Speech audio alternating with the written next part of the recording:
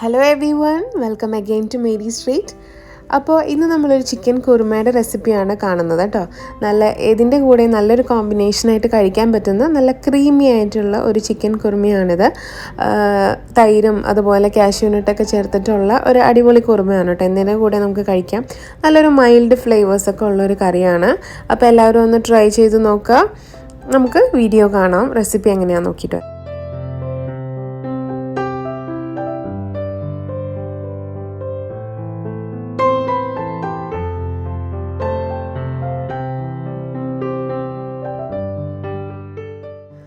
അപ്പോൾ നമ്മുടെ കുക്കിംഗ് തുടങ്ങുന്നതിന് മുമ്പ് കുറച്ചൊരു സാധനങ്ങളൊന്ന് ചതച്ചെടുക്കാം മിക്സിയിൽ നന്നായിട്ട്.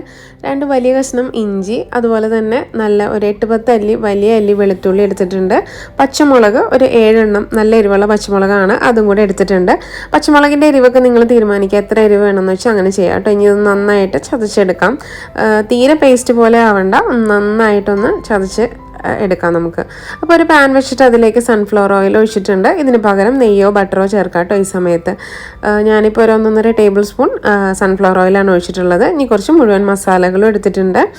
അപ്പോൾ ആദ്യം നമ്മൾ എണ്ണയിലേക്ക് ഒരു തക്കോലം ചേർക്കുകയാണ്, സ്റ്റാർ അനീസ്. ഇനി ഒരു 3-4 ഏലക്ക, 3-4 കരയാമ്പൂ, ഒരു 2-3 കഷ്ണം ചെറിയ കഷ്ണം പട്ട, അതുപോലെ 2 വഴനയില അല്ലെങ്കിൽ ബേ ലീഫ്, അതും കൂടെ ചേർത്ത് കൊടുത്തു. അതൊന്ന് ചെറുതായി പൊട്ടി തുടങ്ങിയപ്പോൾ പെരിഞ്ജീരകം, ഒരു 1/2 ടീസ്പൂൺ പെരിഞ്ജീരകം കൂടെ ചേർത്തിട്ടുണ്ട്.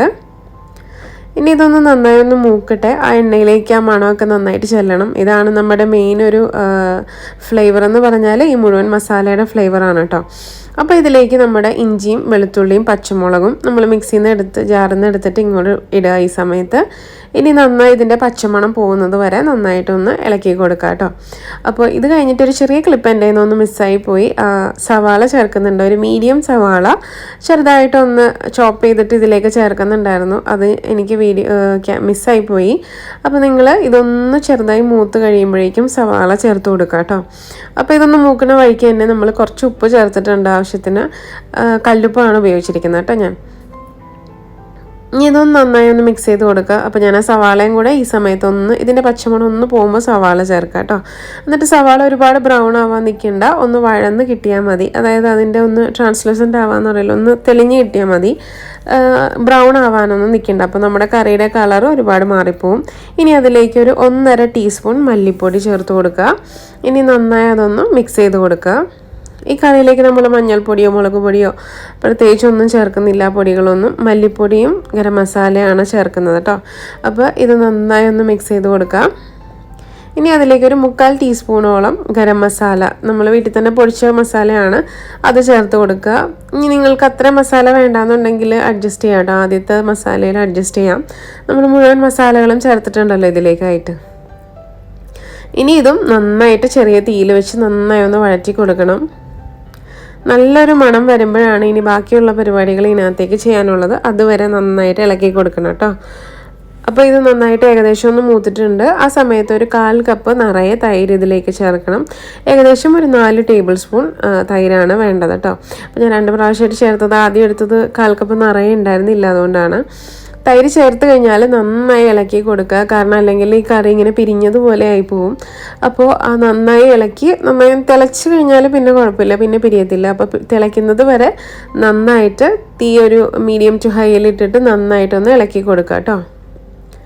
തിളച്ച് കഴിഞ്ഞാൽ നമ്മൾ ഇതിലേക്ക് ഇനി കഴുകി വൃത്തിയാക്കി വെച്ചിരിക്കുന്ന ചിക്കൻ ഇതിലേക്ക് ചേർക്കാം. ഞാനൊരു 1 കിലോ ചിക്കനാണ് എടുത്തിട്ടുള്ളത് കേട്ടോ.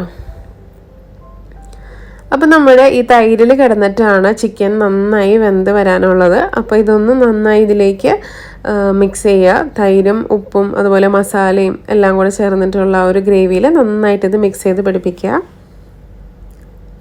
ഇനി ഈ കറിയിലേക്ക് പ്രത്യേകിച്ച് ഞാനിപ്പോൾ വെള്ളമൊന്നും ചേർക്കുന്നില്ല, കാരണം ഈ ചിക്കനിൽ നിന്ന് തന്നെ ആവശ്യത്തിന് വെള്ളം വരുമല്ലോ. ഒരുപാട് നീണ്ടിരുന്നാലും കറിക്ക് ആ ഒരു ടേസ്റ്റ് കിട്ടില്ല കേട്ടോ. അപ്പോൾ നിങ്ങൾക്ക് വേണമെങ്കിൽ വെള്ളം ചേർത്ത് കൊടുക്കാം. ഞാൻ എന്തായാലും ചേർക്കുന്നില്ല. ഇച്ചിരി ഉപ്പും കൂടെ ചേർത്തിട്ടുണ്ട്. ചിക്കനിലേക്ക് വേണ്ടിയിട്ടുള്ളൊരു ഇച്ചിരി ഉപ്പും കൂടെ ചേർത്ത് നന്നായി ഒന്ന് മിക്സ് ചെയ്ത് ഇതൊന്ന് അടച്ച് വെച്ചിട്ട് കുക്ക് ചെയ്യാൻ പോവാണ് കേട്ടോ. കണ്ടില്ല, ഇപ്പോൾ തന്നെ സൈഡിൽ നിന്നൊക്കെ ചെറുതായി വെള്ളം വന്നു തുടങ്ങി. ഇനി ഇതൊന്ന് അടച്ച് വെച്ചിട്ട് കുക്ക് ചെയ്യാം നമുക്ക്. സ്ലോ കുക്കിംഗ് ആണ് ഈ കുറുമ ഉണ്ടാക്കുമ്പോൾ എപ്പോഴും നല്ലത്. കുക്കറിലൊക്കെ കുക്ക് ചെയ്യുന്നത് അത്ര നല്ലതല്ല, ഇങ്ങനെ തന്നെ ചെയ്യുന്നതാണ് നല്ലത് കേട്ടോ. നല്ല ടേസ്റ്റ് ഉണ്ടാവാൻ നല്ലത്.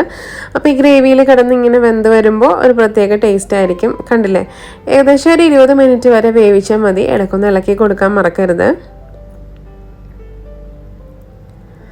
അപ്പോൾ ചിക്കൻ വെന്ത് കഴിഞ്ഞാൽ ഇനി അധികം പരിപാടിയൊന്നുമില്ല. ഇപ്പോൾ ഏകദേശം ചിക്കൻ വെന്തിട്ടൊക്കെ ഉണ്ട്. ഇടയ്ക്കൊന്ന് ഇതുപോലെ ഒന്ന് കുത്തി നോക്കിയാലോ, കഴിക്കുന്നവരാണെങ്കിലും ഒന്ന് കഴിച്ച് നോക്കിയാലോ മനസ്സിലാവും നന്നായി വെന്ത് കിട്ടിയിട്ടുണ്ട് ചിക്കന്. അപ്പോൾ ഇനി ഇതിലേക്ക് നമുക്ക് ഒരു കാര്യം കൂടെ ചേർക്കാനുണ്ട്. അത് 2-3 മിനിറ്റ് കൂടെ അവിടെ ഇരുന്ന് ഒന്ന് കുക്കായി വരട്ടെ. ആ സമയത്ത് ഒരു 10-12 കശുവണ്ടി എടുത്തിട്ടുണ്ട്. ഇതൊന്നും നമുക്ക് അരച്ചെടുക്കാം കേട്ടോ. ആ അരച്ചെടുത്ത കശുവണ്ടിയുടെ പേസ്റ്റ് നമ്മൾ ഇതിലേക്ക് ചേർക്കാം. ഇപ്പോൾ കുതിർത്തിട്ട് ചേർക്കണമെങ്കിൽ ചേർക്കാം, അല്ല കുതിർക്കാതെ അരച്ചാലും കുഴപ്പമൊന്നുമില്ല. കുറച്ച് വെള്ളം, ലൈറ്റായിട്ടുള്ള വാം വാട്ടർ വെച്ചിട്ട് ചെറിയൊരു ചൂടുവെള്ളം ചേർത്ത് അരച്ച് കഴിഞ്ഞാൽ നന്നായിട്ട് അരഞ്ഞ് കിട്ടും അത്. എന്നിട്ട് അതും കൂടെ ചേർത്ത് കഴിഞ്ഞാൽ നമ്മുടെ കറി ഏകദേശം ഫിനിഷായി. ഇനി കുറച്ച് മല്ലിയിലയും കൂടെ ചേർക്കാനേ ഉള്ളൂ. കണ്ടില്ല, ആ ഗ്രേവി നല്ല അടിപൊളിയാണ് കേട്ടോ. നെയ്ച്ചോറാണെങ്കിലും അതുപോലെ പൊറോട്ട, ചപ്പാത്തി, ബ്രെഡ് ഏതിൻ്റെ കൂടെയും പോകുന്ന ഒരു കറിയാണിത്.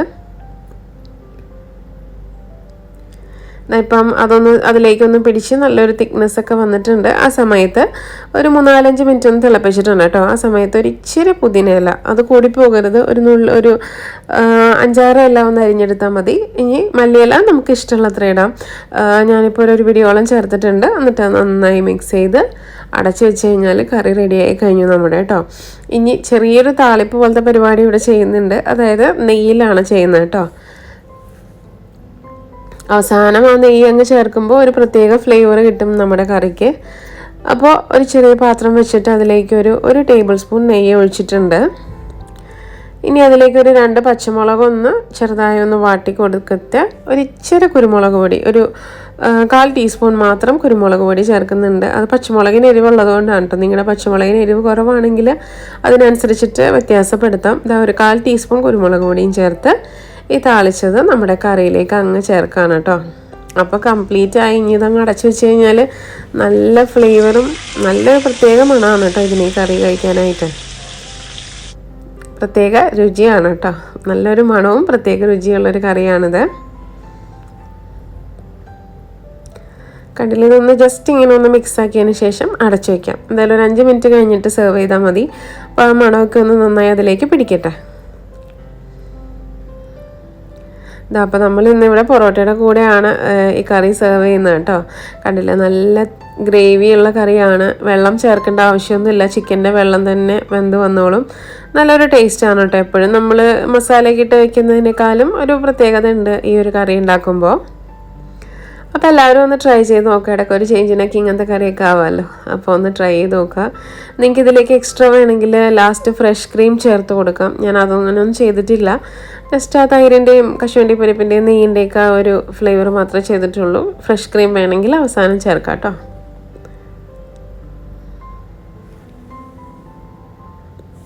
കുറച്ച് അലങ്കോല പണിയും കൂടെ ചെയ്യുന്നുണ്ട്. കുറച്ച് മല്ലിയില ഒന്ന് മുകളിൽ കൂടി ഇട്ട് കൊടുക്കുകയാണ്.